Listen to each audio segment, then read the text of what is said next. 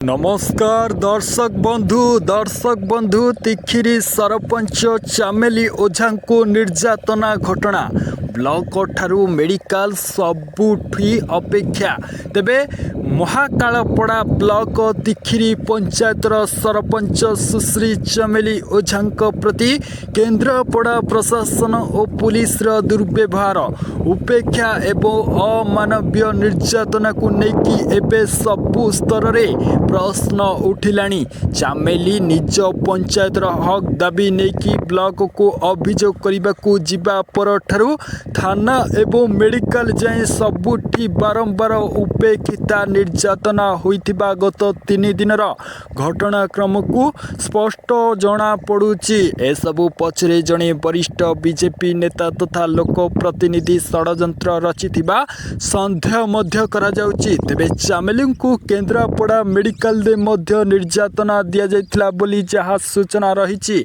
तेबे तांको चिकित्सा रे अवहेला ठारू आरंभ करिके बेड पर्यंत कष्ट दिया जाइथिला। से असुस्थ थिबा केही कही जेल कर्तृपक्ष फेराई देबा परे चामेली को पुलिस पुणी आनी केन्द्रापड़ा मेडिकल दे भर्ती करि देइथिला।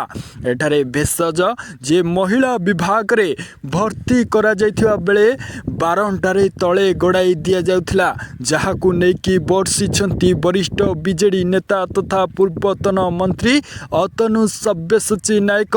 गतकाली रातिरे राजनगर विधायक ध्रुवचरण साहू एवं अन्य बीजेडी नेता मानक सहित श्री नायक चामेली स्वास्थ्यावस्था पचारि बुझिबाकू जाइथिबा बेले बारंटारे तांकर चिकित्सा चलिथिबा देखि मेडिकल कर्तृपक्ष को कड़ा समालोचना करिथिले। सेठारु ही से सीडीएम सहित फोन जगरे कथा होइथिले। अतनु कहिथिले कि जेउ रोगी स्वास्थ्यावस्था गुरुतर थिबा कहिसंती तांकू आपण तळे केमिति गड़ाई दैछंती, एहाकू नेकी सारा ओडिसा रे मध्य चर्चार विषय पलटिछि। पुणी चामेली सुस्थ थिबा कही तांकू डाक्तर केमिति जेल रे रहिबाकू योग्य बोली दर्शाइथिले। काहा चापरे ए सबु काम चलिछि ताकू नेकी मध्य प्रश्न उहाकू तुहा पचारिथिले। तेबे तुरंत चामेली को क्याबिन दिया जाऊ बोली से दाबी करिथिले। आज सकाळे तांकू स्वतंत्र क्याबिन जोगाई दिया जाइथिबा बोली जणा पड़िछि। तेबे चामेली को ठाडिगिडी कम पई दिया गला। देखंतु चामेली को भ्यान भितरे पुराई पुलिस रो निर्यातना देछि। तेबे तांकू माड़ मध्य मरा जाइछि। तांको शरीर रे जोटा कि माड़र चिन्ह मध्य रहिछि। थाना भितरु बाहरिबा परे चामेलींकर शरीर रे थिबा दाग पुलिस रो कला कारनामार बखाणुनित बोली एहाकू बीजेडी मध्य अभियोग आनिछि। चामेली पुलिस द्वारा 3rd डिग्री शिकार होइथिबा बर्तमान पई सूचना रही। तेबे एथिरे कुआ जाउछि विधायक 7 समर्थक घरे चढ़ाऊ रही। जड़े अटक चामेली को निर्यातना देवा अभियोग रे पुलिस महाकालपड़ा विधायक 7 समर्थक घरे गत काली विलंबित राति चढ़ाऊ करिछि। तेबे चढ़ाऊ बेले सेमाने घरे नथिले, फोन मध्य स्विच ऑफ देखा जाइथिला। समस्ते फेरार थिबा बेले सेमानक मध्यरु जणको अटक रखी पुलिस पचरा उचरा करुथिबा मध्य जना पड़ी। तेबे मेडिकल दे नजरबंदी चामेली कौन पाई एहाकू नेकी मध्य प्रश्न उठी। दर्शक बंधु जून 10 तारिख रु केन्द्रापड़ा मेडिकल को चामेली आसिबा परठारु पुलिस तांकू नजरबंदी रे रखिछि। से मेडिकल चिकित्सा हेबा समय महाकालपड़ा पुलिस एसआई तपस्विनी विश्वाल तांकू निर्यातना देइथिले बोली जणा पड़िछि। पूर्वरु से तांकू पुलिस भ्यान दे मध्य पिटिथिले, मामला प्रत्याहार करिदेमाकू तांकू मध्य धमक देइथिले। एबे मेडिकल बेड रे शांति रे रखाई बसाई देउनाहांती।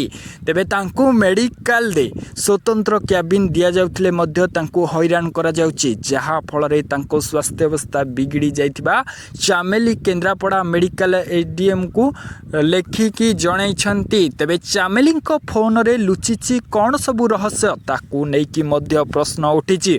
दर्शक बंधु चामेली ओझा को फोन रे कौन गुप्त तथ्य और रहस्य अछि कि प्रश्न उठिछि। काहेकि करुछंती पुलिस एवं राजनेता।